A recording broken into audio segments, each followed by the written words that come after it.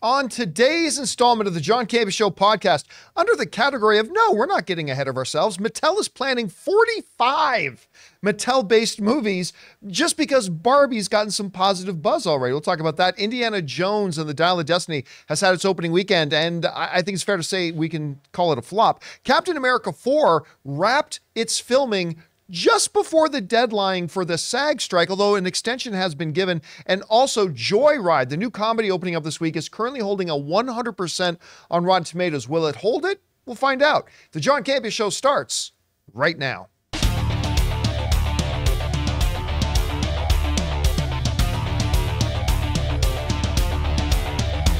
Well, greetings and salutations, everybody. Welcome to the best damn movie-related show on the planet Earth, the John Campea Show, coming to you from right here in our quaint little studio, brought to you in part by our friends at Mint Mobile. I'm, of course, your host, John Campea, and it is an awesome honor and privilege, as it is every day, to have you, our international friends, gather around as we talk about our favorite things in the world, movies and movie news, TV and streaming, and all sorts of good stuff, not just giving you our opinions, but giving you information and context so you can form your own well-informed opinions, whether they're the same or completely different from ours. Joining me in studio today, we got Ray Ora. Hey. Jonathan Boyko's here. Hello. Chris Carr's in the house. Hey, y'all. And most importantly, you guys are here. Thank you so much for being here, making this show part of your day. The show's going to go like this. We're going to start off by talking about those topics. Then in the last part of the show, we're going to take questions from our YouTube channel members. If you guys are listening to this podcast feed, we also have a YouTube channel that we put short videos up on every day. But also we have wonderful supporters known as our channel members. And every day we ask them to send in some topics and questions, and we hear from them. All right. With that all down, guys, let's get into this. You know, my mama always used to say, if you get ahead of yourself, you're stupid. Wise words from a wise Canadian mom right there. My mom, like sage wisdom right there. And listen, none of us like to get ahead of ourselves. A girl smiles at you, don't start planning your wedding date. It's getting ahead of ourselves. And I get it. We get excited sometimes, right? We get excited about things and we rush to things like, oh my gosh, my favorite team just traded for this guy. Start buying tickets to the championship game. It's good not to get ahead of yourself. Well, Mattel, the second biggest toy maker in the world, right behind Hasbro, one might say they're starting to get a little bit ahead of themselves. Now, they've got a new movie coming out called Barbie, which, by the way, this Barbie movie, a lot of people pretty excited about it. We saw a big presentation of it over at CinemaCon, and people seemed to like what they were seeing. And it's getting some good word of mouth, all that kind of stuff. Well, apparently, just some good word of mouth on one movie has been enough to get Mattel into development on not one, not four, not 7 new projects, but 45 Sounds reasonable. new projects. Sounds reasonable, Yeah. right? That's a level-headed thinking. This comes from some folks at Screen Rant who write the following. Now, the New Yorker reports that because of the positive response to the upcoming Barbie movie online, by the way, I am excited to see that movie, Mattel has 45 films in development based on their many toy brands. Of these 45, only 13 have been publicly announced, including Daniel Kaluuya's Barney the Dinosaur and a Hot Wheels film with J.J. Abrams attached. It also goes on to say this. Other announced films based on Mattel toys include American Girl, Magic 8 Ball, Major Matt Mason, Matchbox, Masters of the Universe, Polly Rocket, Rock'em Sock'em Robots, also known as Real Steel 2, Uno, an Uno movie. Anyway, Uno and Viewmaster. All right. You know, when I hear about this, I cannot help but have the image of the Universal Dark Universe monster. Remember that? Universal was going to make their own dark universe, an interconnected shared cinematic universe based on all the classic Universal monsters. A good idea, granted. But before the first movie even came out, before that Tom Cruise Mummy movie even showed in theaters one day, they were talking about the 7 upcoming movies they had coming after that. And all these big stars. And they even put out this infamous picture. Russell Crowe, Javier Bardem, Sofia Boutella, Tom Cruise, Johnny Depp, all sitting together. It's like, we are the new big cinematic universe. Before the first film ever came out, the first film came out, fell on its face. By the way, I always feel like I need to say this. I did not hate the Mummy movie. I didn't particularly like the Mummy movie, but I didn't hate the Mummy movie. But still, that movie fell on its face, and all these plans and these great images now became a great point of embarrassment, like a big letter A in red paint across your chest. It became a symbol of embarrassment and humiliation and what not to do in the movie industry. It's okay to behind closed doors think, hey, if this one works, we've got things lined up to do more. That's great. That's fine. You should be thinking ahead. But they got way too far ahead of themselves.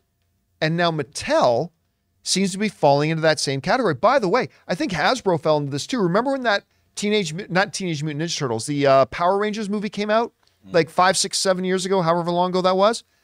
And we found out before that movie even came out, the company behind it said, we've got plans for like 8 sequels. And I think it was like 8, 6, 7, 8 sequels. We're going to be like 8 of these things. It's like, guys, the first movie hasn't even come out yet. Maybe you might want to slow your roll a little bit and find out. But Mattel apparently never got that memo. Because they're thinking, you know what? The people want, if they like Barbie, they're going to want Uno. They're going to want an Uno movie. They're desperately going to want a Polly Pocket movie. I can't even begin to tell you. I'm here for a Polly Pocket movie, okay? I can't even tell you how many days I wake up, open my inbox, and see scores of letters from people saying, John, what we need more than anything else is a Viewmaster movie. We need a Viewmaster movie, man. That's got to come. I don't even think the world has even begun to wrap its head around what this Barney the Dinosaur movie is supposed to be. Apparently, they're saying it's going to be like an A24 style kind of movie. It's like, all right, okay. How about this? How about you get through Barbie? Yeah. You know what Nintendo didn't do before the Mario Brothers movie came out? We are announcing the Nintendo Shared Cinematic Universe with 5 Donkey Kong movies and of this movie and of that movie and of that movie and of this movie, and put out cast pictures of all the voice cast who are going to be doing it for the next 15 years. No, they say, let's see how Mario Brothers does. We think it's going to do well. We have a lot of confidence in it, but maybe we should see how the Mario Brothers does movie. I don't know, Chris, you hear about this. Now listen, there are some titles on here that I don't think are bad ideas for movies. Some are. Viewmaster, Uno, Magic 8 Ball. Oh, that could be a great horror movie. Yep. How did the Ouija board movie turn out? Yeah. I don't know. I didn't see it. I have this like memory of Schnepp making fun of the Magic 8 Ball movie back at Collider. Oh, it probably did. He was very prophetic. Yeah. When it came to picking out future bombs. Yeah. By the way, you know what? I take that back a little bit. Ouija board wasn't a terrible movie. Now that I really think about it, it wasn't a terrible movie. And listen, if you can make a movie about Lego, you can make a movie about anything, granted. But I don't know, is this Marvel having wondrous optimism, or is this getting a little bit too far ahead of themselves? What do you think? You mean Mattel? Mattel. Yeah. Oh, sorry, Mattel, yes. Mattel thinking that they can make as many movies as we have had presidents is wild to me. I think that's absolutely cuckoo for Cocoa Puffs. That said, there are certain things that make sense, right? Masters of the Universe obviously is one there. Yes. Yeah, Polly Pocket, you actually can do some stuff, and there's that nostalgia factor. There also, though, was to be very gendered about it, there was the boy version called Mighty Max, where instead of a Polly Pocket, which were usually hearts or something, it'd be a skull. And inside it was a dungeon that you as Mighty Max got to go through. It was awesome. I'm ordering one right now. Oh, I literally looked up one on eBay. I got really excited. I was like, oh man, I want a Mighty Max again. You could do a Power Glove movie? I think that'd be ridiculous and bring back the Power Glove. Somebody did that with the Wizard and what's his name? Oh, they did, Wonder yeah. Years. Yeah. Fred Savage. Fred Savage. We could have that again. There's Dino Riders, which was a very short-lived animated series. But I mean, it's post-apocalyptic Dino Riders riding was cool. dinosaurs. Muscle, because that's based on an anime. You've got a bunch of stuff there. And that's all big, ridiculous kind of wrestling stuff. Big, epic wrestling matches. Who was the stretchy guy? Stretch Armstrong. Stretch Armstrong. Where'd they go? Who was the kid? I think that's Hasbro, though. I think You're so, right. too. But who was the kid that was in Twilight? Not Robert Pattinson. Taylor Lautner? Taylor Lautner. I remember they were going to do a Stretch Armstrong with movie Taylor with him? Lautner, and then Look, that never went anywhere. They also have Monster High, which is really popular right now. Oh, that's huge. Remember that was the gifts that the girls wanted from the past Christmas donation. Right. They got Minecraft.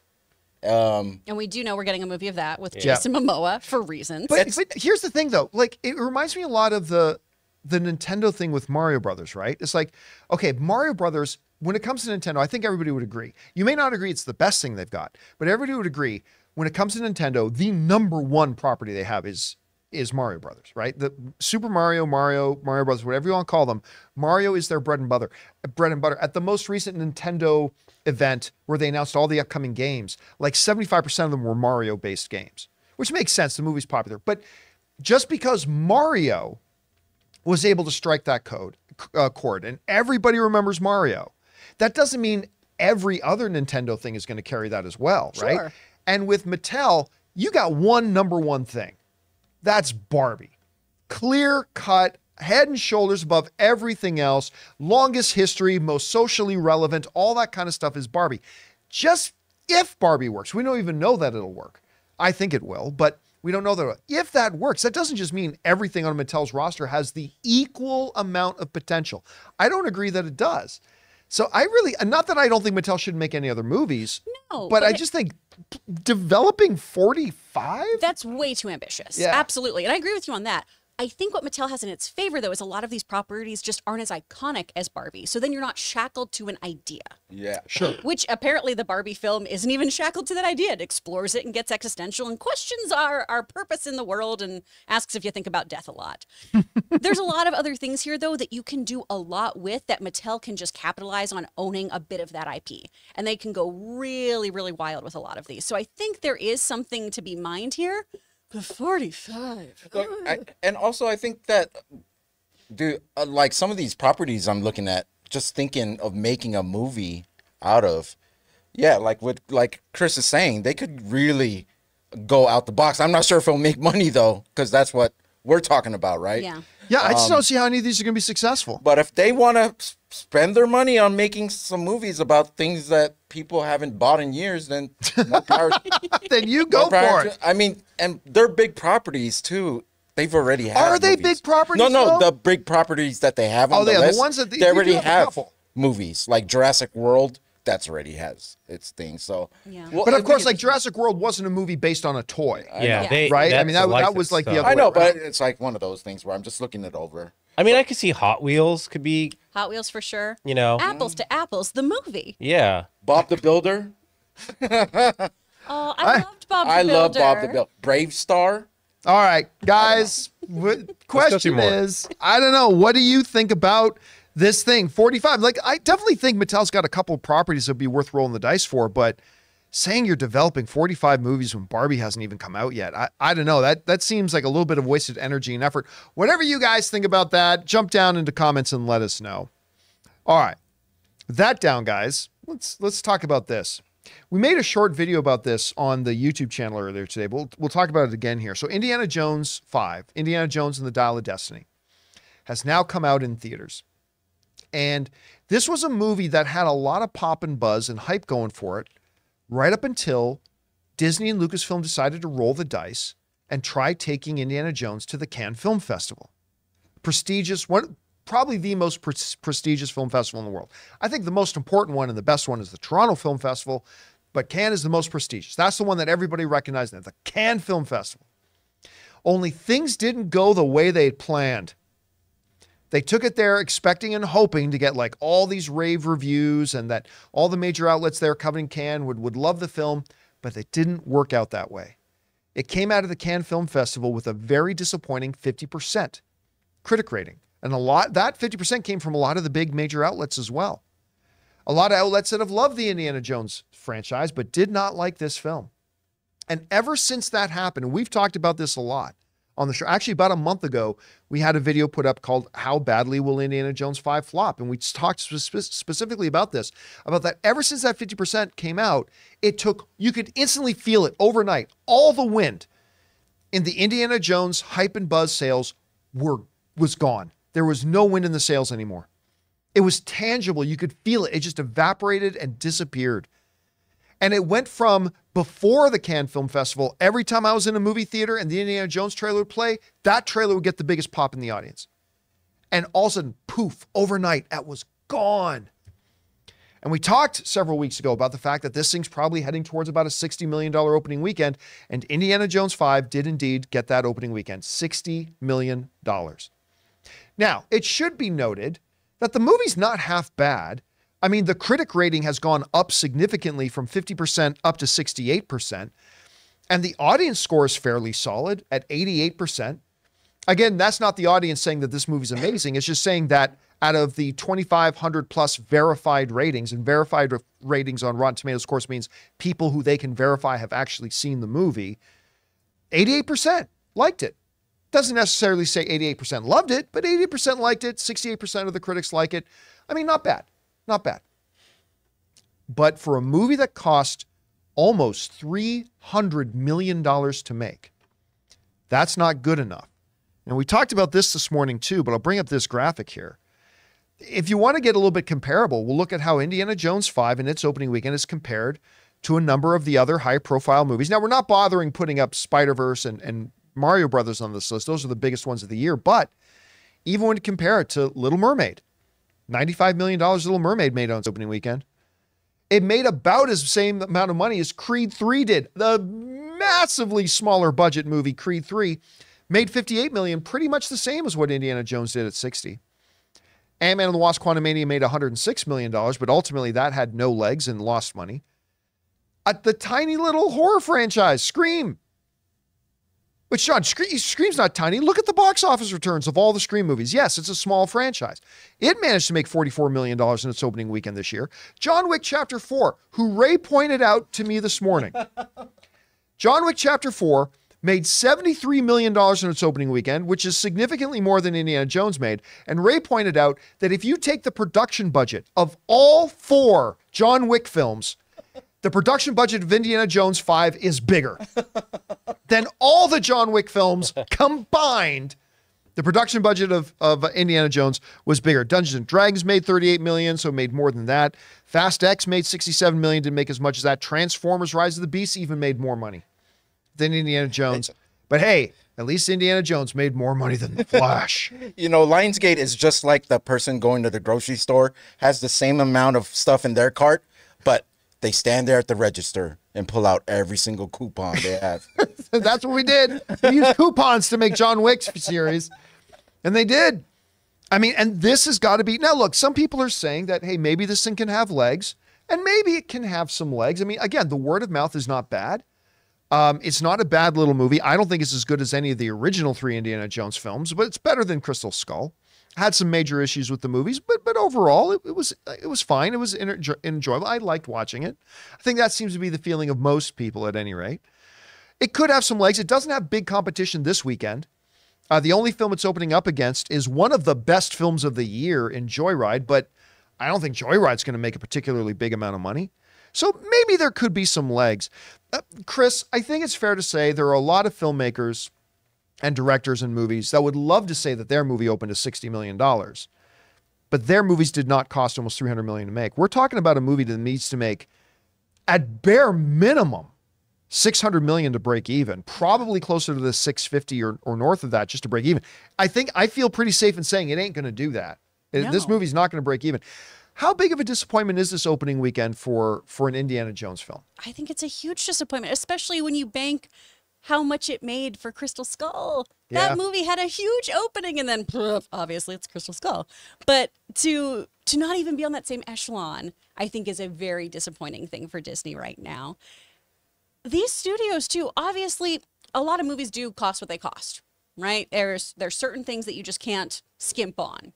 Certain things like just paying for safety sets, things like that. Family. And that's my comparison though, right? Is that we have all these movies lately that in theory should have done okay at the box office, but they have these huge budgets. You look at something like Fast and Furious, you look at something like Black Adam or like The Flash, where they just need to make up so much more that it's not feasible for them to come back from anything if a movie's just okay.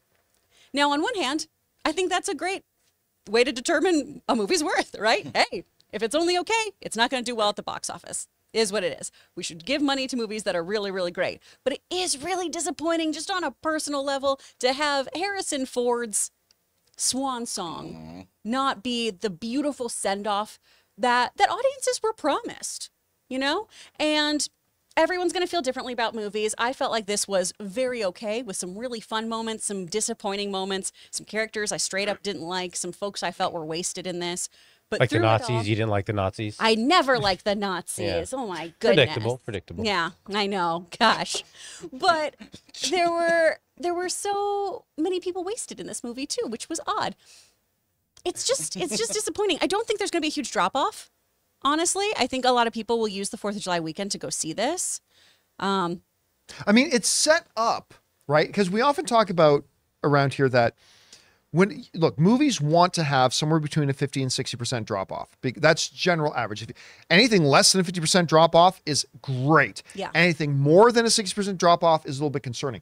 We always talk about how you gotta adjust those expectations if a movie opens huge. Exactly. Like if a movie opens to like 130, 140, 150, well, that means almost everybody went out to go see it opening weekend. You might see a little bit of a bigger drop off. I think Endgame had a pretty significant drop off second weekend because everybody had seen it. Everyone did right? want it spoiled and everything. But reverse that. The one thing that maybe Indiana Jones has going for, if you're looking for a silver lining, is that with only $60 million worth of people going to see it, that it stands a fairly good chance to have a decent second weekend. So maybe it can only take like a 53, 54, 55% drop That's off. what I'm hoping. Yeah. I don't know what y'all's theaters were like too, but we had a very old audience Oh yeah. for our 7:30 showing. There was one group of folks closer to my age where one of the guys was dressed up as Indy, which was great. That was That's lovely awesome. to see. But it was a whole bunch Is of it? people though pushing like I think it's awesome. there were You people do? upwards of 75 in the audience. Right. So I don't know how many people in that age bracket too rush out opening weekend. Yeah. You know what I mean? So I'm wondering They get if around this- to it. they'll eventually get there, or parents, Yeah. right? You know, Same like, kind of they've thing got shit happened to with do. Top Gun, right? Yeah. I mean, Top Gun did have had a good opening weekend, but But it it just had kept great going, legs and it yeah. brought back. We talked a lot at the time that it brought back the over 40, over 50 audience back into the theater, and they came a little bit later. So I don't know, maybe, but I still, even if the most optimistic of my hopes for it come to pass, it's still not going to break even. I mean, it's just really sad to say and see. Anyway, guys, let us know how you feel about all that. All right, guys, listen. We're going to keep talking here about Captain America 4 has finished filming just in time to come under the wire of the actor strike deadline, even though there's a bit of an extension put on that. Also, Joyride, right now, the movie opening of this week, currently is holding 100% rating at Rotten Tomatoes. We're going to talk about that and take some questions. But first, we're going to take a break here and thank one of the sponsors of our show here today, the delicious folks over at HelloFresh. Guys, we want to take a second to thank the sponsor of this video, HelloFresh. With HelloFresh, you get farm fresh, pre-portioned ingredients and seasonal recipes delivered right to your doorstep. Skip trips to the grocery store and count on HelloFresh to make home cooking easy, fun, and affordable. And that's why it's America's #1 meal kit. And HelloFresh gets that you want options when it comes to what you make for dinner, not just the same old thing all the time. And that's why they offer 40 recipes to choose from every single week. So you'll never get bored and can always find something new to try and love. And when you need dinner fast, don't just call for delivery. Think of HelloFresh. Their fast and fresh recipes are ready in just 15 minutes or less. Plus, HelloFresh is 25% cheaper than takeout. Ann and I are both working professionals, and so whenever it comes to dinner time, we're always struggling with whether we should get takeout. But with HelloFresh, it makes preparing dinner together fun, easy, delicious, and nutritious. We absolutely can't live without it. So guys, right now, go to HelloFresh.com/Campia50, that's Campia50, and use the promo code Campia50 for 50% off plus free shipping. That's HelloFresh.com/Campia50 for 50% off plus free shipping. HelloFresh, America's #1 meal kit. And thank you to our friends at HelloFresh for sponsoring this episode of the John Campia Show podcast. All right, guys, with that down, let's get on to our next topic here, shall we? You know, there's, with all the shutdowns and everything, Daredevil's currently not in production. I think Thunderbolts had its production shut down, but one movie that did not get shut down, Captain America 4. The first Captain America movie that's going to have Sam Wilson as our new Captain America. Of course, he became Captain America, or took on the moniker. He didn't become Captain America. He took on the moniker of Captain America in Falcon and the Winter Soldier. And I've always loved this character. Anthony Mackie does such a great job. He brings such a joy to playing the role. And whenever you see him interviewed, he's just lights up like a Christmas tree, talking about being in the MCU and being a part of this universe. It's great to see. But they were full-blown pedal to the metal, producing this movie. And according to a, social media post by the cinematographer of the film, Kramer Morgenthau, I should say, I hope I'm pronouncing his name right. They have, right before the Screen Actors Guild strike deadline happened, which was June 30th. We'll talk about that in a second, though. That's been extended. But they thought that strike was happening, and they did everything they could to get this movie finished before the strike date. And according to a social media post, just hours before what was to be the strike deadline date, they wrapped production. He put up this social media post. He put up a post that says Brave New World, with the the slate slapper there, and Captain America New World Order, and of course now it's called Brave New World, and now it's he put up the word wrap. They're done. They shot this thing, and I can only imagine in the days leading up to what was supposed to be the strike deadline for the Screen Actors Guild, going, guys, we got to get this done. We got to get this done, and they put it into overdrive to get this thing finished off. Now, as I mentioned, that June 30th date has been moved. There is, because here we are, July 3rd, and there is no strike. There's no strike because apparently the Screen Actors Guild and the studios and producers, The AMPTP. have AMPTP, right? Mm-hmm. Yeah. Have made enough progress that they feel like they're getting close to a deal. So they said to each other, why don't we in good faith extend out the deadline? I think it was, when is it, July 12th? July 12th. July 12th is the new deadline. And they should be coming back to negotiating after the July 4th break. Right. So while that does not automatically guarantee there's not going to be a strike, keep that in mind. It is at least a positive sign. Yeah. Whereas, the AMPTP and the Writers Guild aren't even talking to each other. The Screen Actors Guild and them apparently, you remember we talked, Fran Drescher put out a social media post to the SAG members last week saying, what's that? Couldn't forget that. Oh yeah, now can't forget that. That's etched in my mind. I'm not going to try to do my Fran Drescher / Scott Mance impersonation, but she made it sound like, hey, the progress is being made, that they're having very productive talks, all that kind of stuff. So at least, saying that they've extended the deadline is at least promising. Now that brings us back here to what the real topic is, which is of course Captain America 4. We really don't know much about the movie, other than a couple of people are going to be in it. Harrison Ford and Anthony Mackie shared a picture on social media, which looked really fun. It looked great. It looked like Harrison Ford is actually having a good time making the movie, which doesn't always happen with Harrison Ford. Also, we know that Oh Brother, Where Art Thou guy who plays the who's playing. Oh yeah, plays the. I was going to say the master. The not mastermind.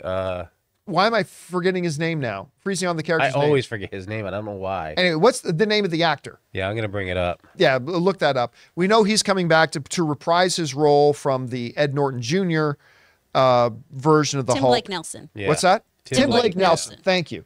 And what's the name of the character he's playing again? Well, I can't remember. I can't believe I'm freezing on the character. All of you, none of you are remembering his name. No. Not Mastermind, not Brainiac. That's the other company. But at any rate, he's coming back. So, but other than that, we don't really know a lot about it, except that the director has kind of reaffirmed that it's going to kind of have the Captain America Winter Soldier. leader. Yeah. What's that? The they're- leader. leader. Thank you. I knew it was some of those high position names. They're going back to that sort of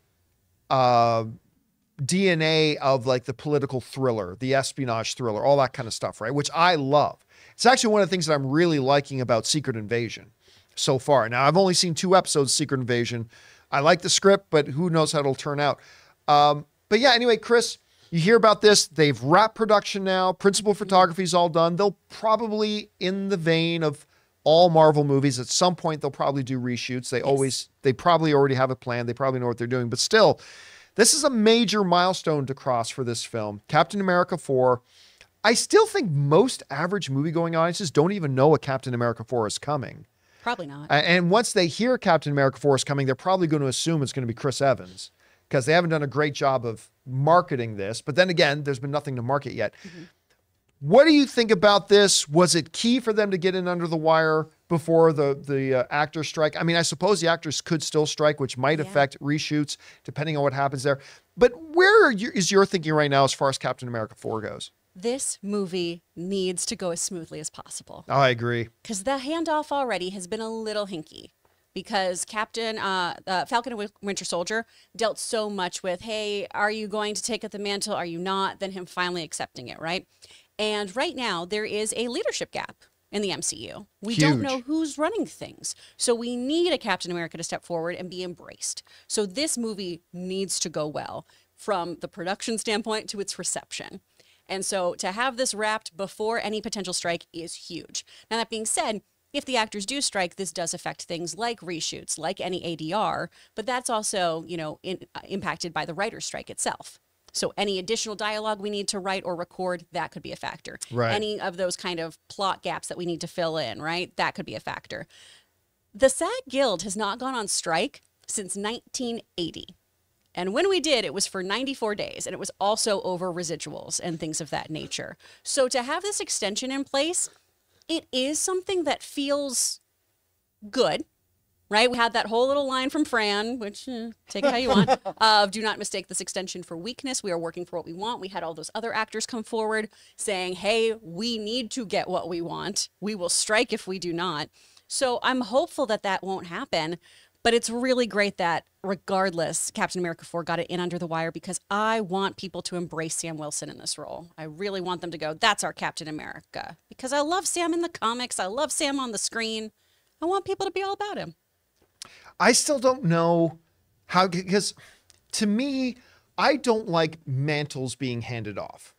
To be honest, I mean, not to say that it hasn't worked at times, it has. But it's just like how I don't like time travel being used in movies, even though there are movies where they use time travel and I quite liked it. Yes. In general, like to me, Captain America is Steve Rogers. And Steve Rogers is Captain America. I mean, you can get Sam Wilson. Or I remember, because going back in the day when everybody kind of saw that Chris Evans might be moving out, and the question was, is Sebastian Stan going to be the new Captain America? Or is Anthony Mackie going to be the new Captain America, right? And I was saying at the time, well, neither of them will be Captain America to me. Like, both of them will take on the mantle and they'll take on the name tag, but neither Bucky Barnes nor Sam Wilson to me are truly Captain America. Maybe they're carrying the mantle, but no, not everybody agrees with me on that. Not everybody feels the same. The torch. But same way I feel about Batman Beyond. For sure. You know, yeah, it's all you subjective. can call Terry McGinnis Batman all you want. Bruce Wayne is Batman. Even Dick Grayson can take on the mantle for a while to fill in for Batman. Lawn. He's also been Batman. Get off my lawn. I'm junking. I'm just saying, you can say Dick Grayson can put on, and Dick Grayson has put on the cape and cowl. Yes, he has. On a couple of times to fill in for Batman, right? And that's great. But he's not really Batman. But he was still Batman during that time. But he went by the name of Batman during that time. But he's still not Batman. I'm Batman. Bruce Wayne. All right. You are, Ray. Huh? You are. Bruce Wayne is Batman. But again, that's just kind of how I feel about it. Whatever. It so doesn't really matter. confrontational right now. But I'm getting so mad He's underneath so my mad over there. Ray's He's so gonna flip mad. his I'm table. Batman. freaking Batman. All right. Anybody can wear the cape. Anyway, so it'll be interesting to see how that turns out. All right. With that down, guys, let's move on to our Mint Mobile hotline question of the day. Listen, guys, if you have a question for our show and would like to hear your voice either here on the show or on one of our individual videos on YouTube, you can go ahead and call in your topic or question anytime, 24/7 at 951-268-4259. And today's Mint Mobile question has to do with that new movie, Joyride, opening up this weekend. Check it out. Hey, John and crew. This is Tucker calling from Long Beach. And I'm just looking and seeing that Joyride is coming out on the 7th. And it's currently rocking 100% on Rotten Tomatoes. And I'm wondering what you think the box office potential of this movie could be. Comedies have been struggling in the box office. We just had No Hard Feelings come out, and it's barely made its production budget back. But this one has great reviews, and it's going to get good word of mouth, I'm assuming. What do you think its ceiling is? And what do you think its floor is? Let me know. Thank you. Tucker, thanks a lot for calling that in. And yeah, Joyride finally coming out this weekend. We saw it a couple of months ago at CinemaCon back in April. And I had heard that it was really funny. It had done a screening at South by Southwest, where right before South by Southwest happened, they actually changed the name of the movie. You might have heard me talk about this, but the original name of the movie was The Joy Fuck Club. And I guess Lionsgate's marketing team decided, you know what, probably best if we change the name of the movie. And they changed it to Joyride, That executive. which actually Joyride is a nonsensical title. It has nothing to do with the movie. Yeah. There's nothing in this movie that wherever anybody ever mentions Joyride, there is not a Joyride that happens at any time. They just said, last second, well, we don't have time to think of a good title. We'll just call it Joyride. There's at least one joyride. Yeah, there's at least some one joyriding. joyride. Are you using the term ride as a euphemism? Yes. Okay, Yeah. then I'll give you that. Okay. I'll give you that. Still a bit of a stretch of a title. But the movie's produced by Seth Rogen. And I remember before the movie started, Adele Lim, the director of the film, who was also a writer on Raya and the Last Dragon, she came out on stage and they asked her, what's with doing Joyride? She goes, well, look, me and all my Asian girlfriends, we get together and we just joke about dicks. And I wanted a movie that showed that's what we do when we get together. We talk about dicks.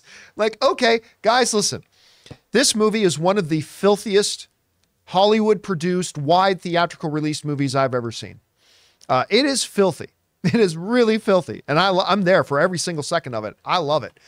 But this movie, more importantly, is outrageously funny. It's always great when you go into a comedy and it surprises you. The last time I was surprised like this was Hangover. Because I went into watching Hangover thinking, okay, this could be fun. This could be fun. They got some people in it that I really like. I like Bradley Cooper. I like Zach Galifianakis. I mean, this could be fun. And I wasn't prepared for getting almost vomitingly sick from laughing so hard in that movie. Joyride is that kind of movie to me. Now I want to be careful not to overhype it because all film is subjective, but there is nothing more subjective than humor. A comedian can tell a joke. One person will think it's the dumbest thing. The other person will pass out laughing. I mean, it's super subjective, but I have not watched a comedy this funny in theaters in a while. It is truly delightful. Now, as of right now, when I checked this morning, there were 19 reviews and it held 100% rating. But as we look at it now, there's now 7 more reviews. It's now got 26 reviews up. So there's still many, many, many. I have no doubt this movie will not hold 100% rating by the time it gets to like 100 reviews. But I won't be shocked if it does. But as of right now, 7 more reviews have been added and it's still holding 100%. Again, that's not saying it's the most perfect comedy of all time. It's just saying that every single one of the 26 reviewers have came out going, I liked it. And Ray and I and Ann, we're going to go see this thing again on Wednesday night. And I have seriously, ever since CinemaCon, I have been counting down the days to be able to go see Joyride again. It's just funny. It's low budget. But now to the point of your question. How much money is this movie going to make? Not a lot. It's not going to make a lot. I mean, just look at it. It's got low budget comedy written all over it. Right now, those types of movies do not make a ton of cash. No Hard Feelings with Jennifer Lawrence is out in theaters. And it's nowhere near as good as Joyride, but it's a fun, funny little film. And it made like $15, $20 million so far.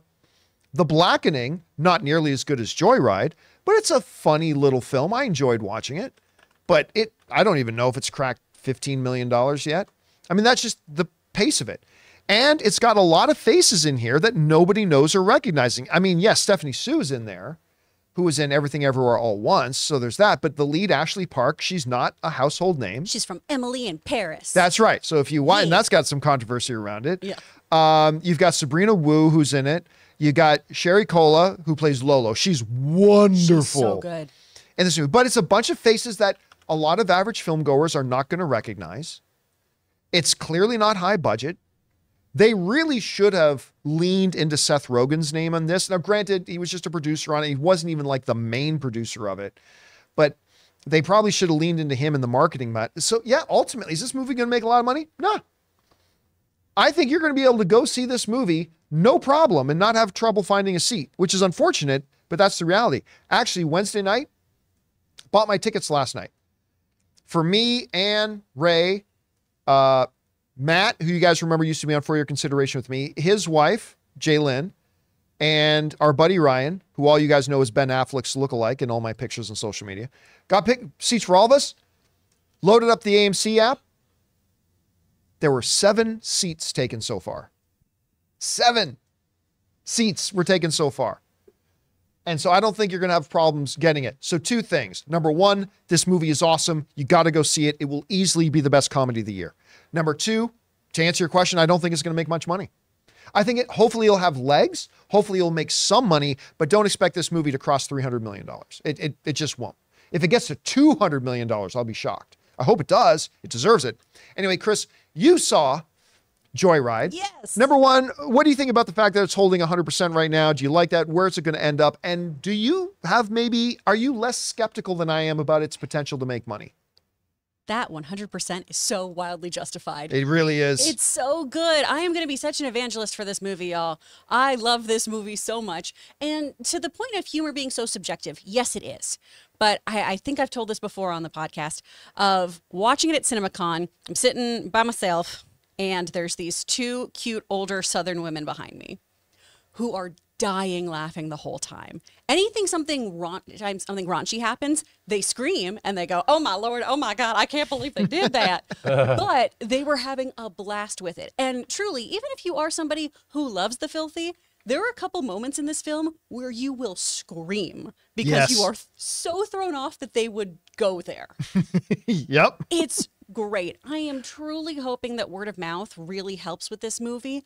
I don't anticipate it being a huge blockbuster, but man, does it deserve eyes on it. It's so freaking funny. It's so relatable.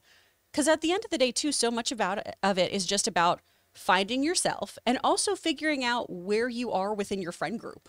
Yeah. And I think even if you aren't a woman, even if you aren't Asian, I think that you can relate to this very, very well, because I kept looking at this movie going, oh my gosh, this is so much like me and my friends. Oh my gosh, that right there is so much like my friend here.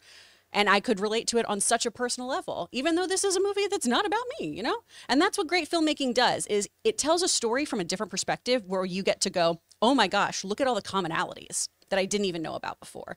And I want more people to experience that. And I really want to be able to talk to people about some of the gross things in this movie. Oh, I know. I want to say some of them so badly, but I can't. Actually, I'm curious, Ray. I did some digging, and I found out that you're Asian. Yeah. Didn't know that before. Sometimes I'm Mexican.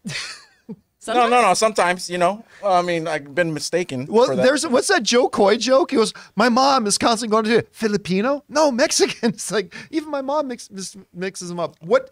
Like, you were there, and I remember, because you and I were sitting there, right? And I turned around at one point, and I looked behind me, because in this 5,000-seat auditorium, Rob was sitting like right behind us. And I turned around a couple of times, like when something hilarious would happen, because when something really outstanding happens on a screen where there's an action sequence, a visual effect, or a joke, I like to look at other people's reactions. And a couple of times I turned around to look at Rob, and Rob's face was like constantly beet red with tears in his eyes. He was laughing so hard. By the way, Rob's going to be a guest on the show on Wednesday on Chris's day off. So check that out. But I mean, he was like practically in tears. So like, what was your experience like watching the movie? I'm gonna be completely honest. When we first got into the movie, I was like, they're probably gonna lean into a lot of the Asian stuff, the Asian jokes that we've heard before, and like sometimes that makes me cringe, because even though it's all funny, like I've heard every single one. Funny. I've heard every single one of them. What can you possibly? So I thought they're gonna lay into that. They didn't at all. This was about a friendship. This was about a journey of finding yourself, finding who you are, where you came from. And that didn't necessarily say anything. Like, everyone can relate to this in some sort of way. And when you guys were talking about it, I forgot about the ending. And wow, I was like, whew. That was from going like laughing and stuff like that, and then it hitting home at the end was great. So I think you're looking at the wrong thing when it comes to the Wednesday showing. A lot of people want to watch this with their friends. Right, because that Wednesday showing is not officially the first day. It's like, it's specifically an early fan screening. Yeah. I would like to real look opening at the night is weekend. Thursday. Look at the seats on the weekend. I think it'll be, obviously it's going to be way better than what you saw. But it's going to make money, and I'm positive it's going to make more than its budget. I mean, I hope its budget has got to be pretty small. Yeah, $5 million. But $5 million is the budget of the movie? 35. Oh, $35 million. Yeah. That sounds about right. So can it get that, overcome? They didn't spend a ton of it on marketing. So maybe $100 million is the break-even point for this movie once you factor everything into it. And this does go back to what we were talking about with these big budget films too, is so many of these movies are kind of set up to fail because they have these ballooned budgets. So if you do have something that's pretty reasonable, maybe good studio things can come out. happen. Exactly. That's why A24's crushed it with horror, because they've made them on shoestrings and wishes, and then people go see those movies and they make bank. Well, we were talking about John Wick, the John Wick franchise. They've always kept their budgets really reasonable. Yeah. So even though the John Wick franchise, I mean, John Wick 4 is getting into some big numbers, but the John Wick franchise has never actually made big numbers, but it's always been profitable for them. And this is the type of movie, fine. You don't think it's for you. You don't go watch it. I'm going to bet all my money that in time, this movie is going to come back and kick you in the butt. Because one of your friends is going to really love it, and they'll be like, you should watch this. Yeah. And then People you'll are gonna watch be it, quoting and then you'll be like, damn, I should have watched that in the theater. People When it who was- see this movie, I'm pretty convinced are going to start evangelizing the movie. And again, I'm sitting here telling you, I think it's one of the funniest things I've seen in years. You may or may not, but I feel pretty good that you're going to like it. That I feel very confident you're going to like it. I just, unfortunately, am a little bit skeptical of its ability to make money. Anyway, guys, question is for you. How do you feel about that? Are you looking forward to it? Do you have your tickets already? Maybe you've not even heard of the movie yet.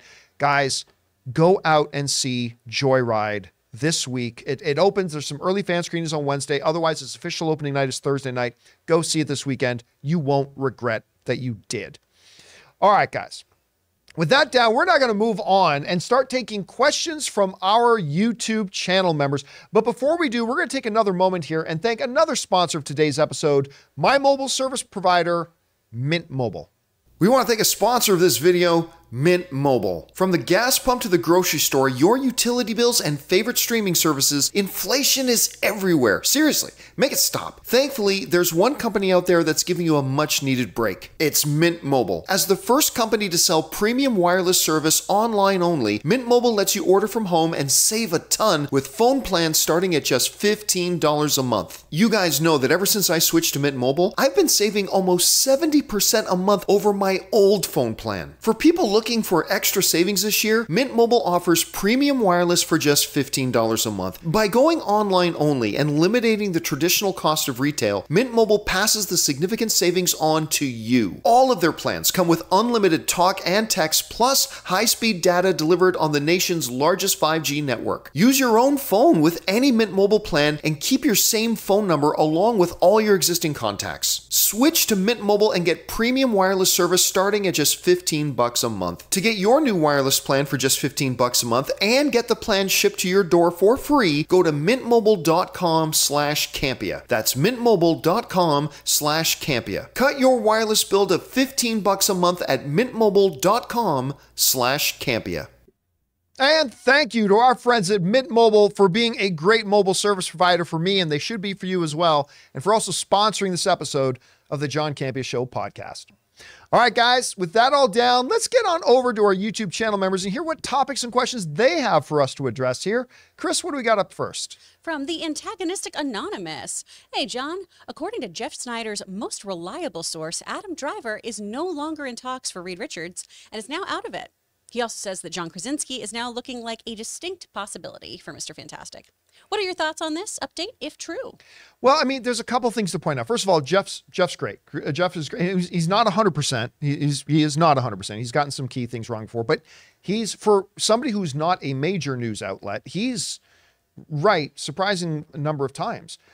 But you do have to keep in mind, Adam Driver was never officially going to be Mr. Fantastic, right? That's always just been a rumor and a report, and he was in talks, and we've always wanted to really emphasize, guys, remember, this is not official. He's not officially it.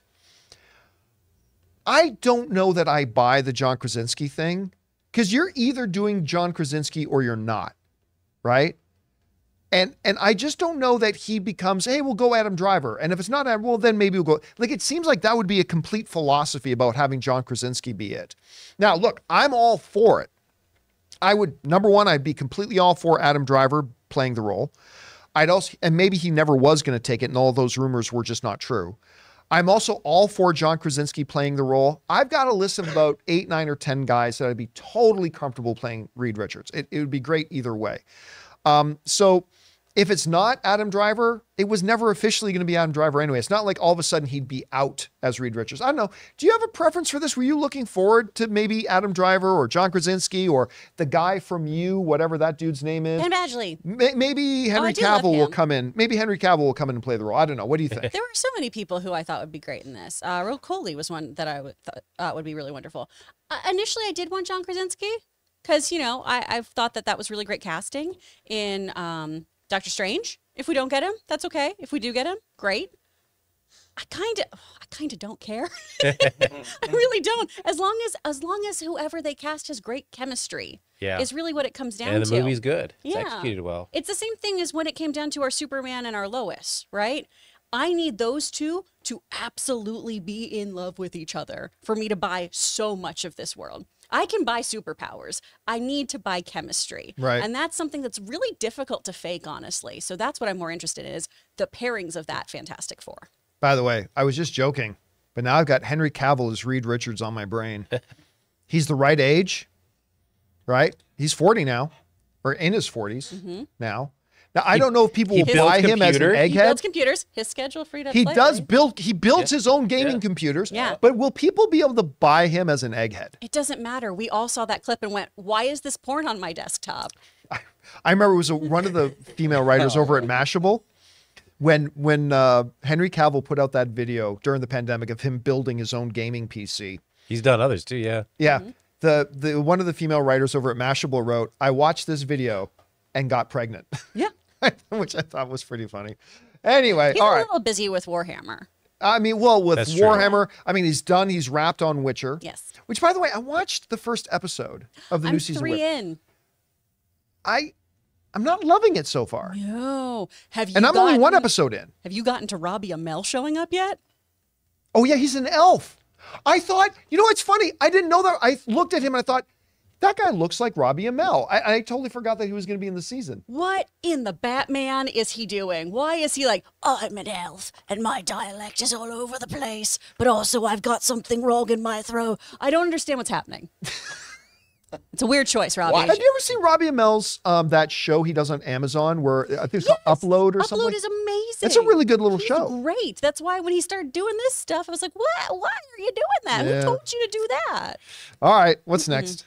From Red One Real Talk, Witcher Season 3 is amazing. Oh my God. Timing. Have you had a chance to check it out yet? I feel like it's finally giving me the show I wanted in Season 2. Episode 5 may not be my favorite of the entire series. Okay. Okay, now granted, I am only one episode in, and I have no big complaints about episode one. She's 3. Yeah, I'm 3 and The Rob Amell thing, yeah, a little bit, but I have no complaint about it. You know, it's just kind of reestablishing Yennefer and Geralt and Cersei. That's her Ciri. name? Ciri. Oh, now my phone's going to go off. Anyway, and it was fine. It was fine. But, you know, when I was watching Witcher Season 1, and I just binged Silo. So I got all through Silo. Oh, okay. Nice. But like I would watch an episode and go, I got to watch the next episode and play. I got through the first episode of Witcher and I have not felt a huge urge to go back and watch episode 2 anytime soon. So again, I've only one episode in, but I'm not loving this season so far. So I don't know. Maybe it was time for let Liam Hemsworth come on in, or maybe Robbie Amell can do it. I don't know. All right, what's next? From Jesse Has a Turtle.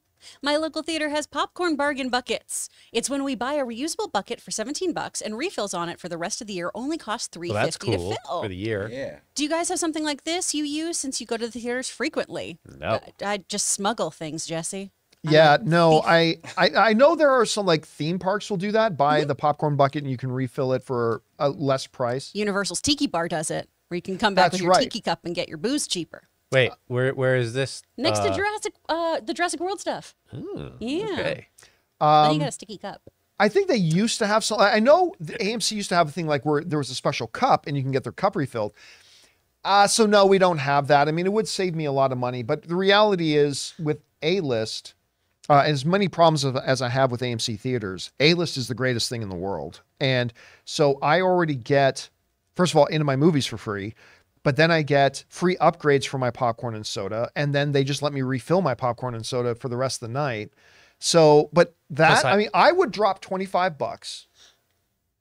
Hell, I would drop $30. Oh yeah, because you're a popcorn guy. I am. I would drop $30 for some kind of metal tin popcorn bucket that as long as you keep bringing that in, you get your popcorn for $4. Something like Just that. Because bring your own I funnel will for make the up butter. that difference pretty damn quick. Yeah. I would go for it. I don't blame AMC for not doing it because that's how they keep their lights on. But I would like that deal. I would go for it. All right, what's next? From Brandon Salad. Hi, crew. What's your favorite A24 film? Recently saw Minari, and it was a great watch. Oh. I mean, Everything Everywhere. I is my mean, new- that's the thing. Everything Everywhere All at Once. I mean, I also love the Marcel. Marcel the Shell. Yeah. that's great. But Ben Affleck's little brother. Casey Affleck. Casey. What was that film? with it? Manchester by the Sea. Manchester by the Sea. Thank Wow. you. I loved Manchester Yeah. by the Sea. Love that. But That was I depressing. got to go Everything Oh, yeah. Everywhere All at Once. tough. Yeah. All right. That or What's, Marcel. Those are the ones. what's next? From Deadpool's Unicorn. With Which Indy. one? Hopefully not the one that he. Oh, well. Yeah. With Indy and Flash not doing good, do you think fans are kind of done with nostalgia, especially characters so old? Top Gun Maverick, anybody? No. But again, before the Cannes Film Festival, there was a lot of energy. Listen, I'll tell you right now, if the reviews coming out of Cannes Film Festival were in the 90s and everybody coming out of that festival was buzzing, I'm not saying Indiana Jones would have made $200 million opening weekend, but it would have made over 100. I'll tell you that right now, it would have made over 100 million. You can't just boil it down to, oh, that didn't work. Well, it must be because of this. It's like the whole comic book movie fatigue thing, right? Well, people are just kind of over comic book movies. Really? Because Guardians of the Galaxy is approaching $850 million. Oh, and Spider-Man Across the Spider-Verse 2 is nearly doubling the box office of the first one. So where's this comic book movie fatigue? Oh, no, there's other reasons at play here. So no, I don't think it's that audiences are turning against nostalgia. You got to keep in mind, too, that Indiana Jones and the Kingdom of the Crystal Skull basically, for a lot of people, said the Indiana Jones franchise is dead. Right? And that was a huge thing to try to overcome. And it certainly killed it once it went to the Cannes Film Festival and only got those reviews. But I guarantee you, if it had gotten sparkling reviews coming out of Cannes and it would have had a month and a half of build up to build off that buzz, you would have been seeing not a $200 million difference, but you would have seen a significantly different outcome this weekend, I think. All right, what's next? From Alan. Hey team, I started rewatching Schitt's Creek. I love Yes! this show. It's funny. Every time somebody says Alexis on the show, my Alexa thinks it's talking to them. Oh. First of all, I haven't sat down and reordered my list, but Schitt's Creek, once I do redo my own personal list of the best comedies ever on television, Schitt's Creek's going to get in my top 5. It might get in my top 3. It actually might bump out one of my current top 3, which are in no particular order: The Office, Parks and Rec, and Seinfeld. And Schitt's Creek might bump. It's definitely going to get in the top 5. It might bump out one of those top 3. That's how good of a show it is. And actually, I almost made myself watch the weekend's The Idol because I turned on episode 1 just to see if it was as bad as everybody's saying it is. And freaking Sean Levy or David Levy. Wait, no. Dan Levy. Dan, Sorry. yeah. David is his name in It's the show. David, yeah. Yeah, David's his name in the show.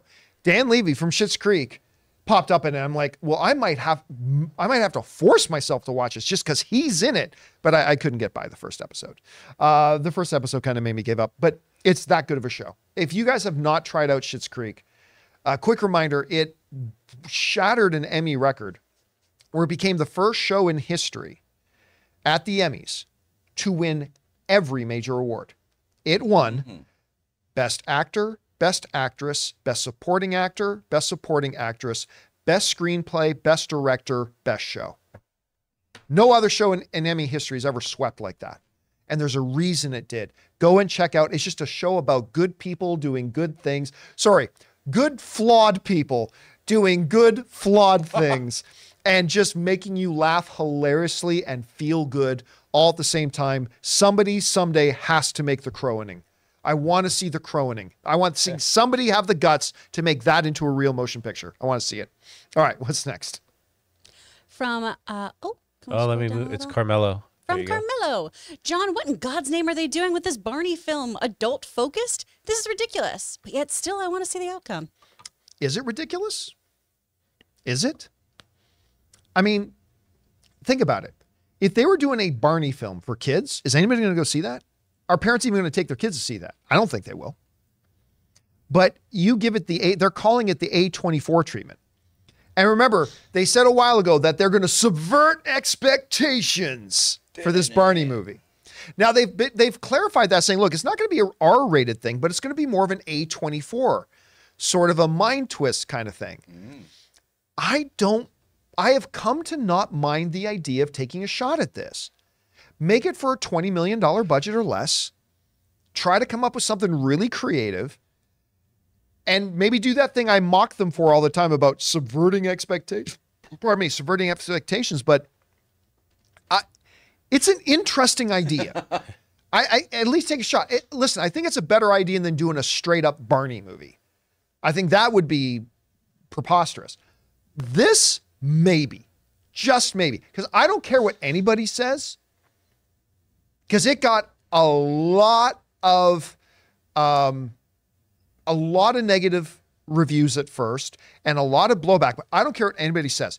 Death to Smoochie is awesome. That movie's great. Death to Smoochie is Death to Smoochie. awesome. And I'm not saying this come in movie's all going to be Death to sizes. Smoochie, but it's going to be very different. Subvert it. Go do something different, do something weird. And guys, please, if you've not seen Death to Smoochie, go watch it. It's great.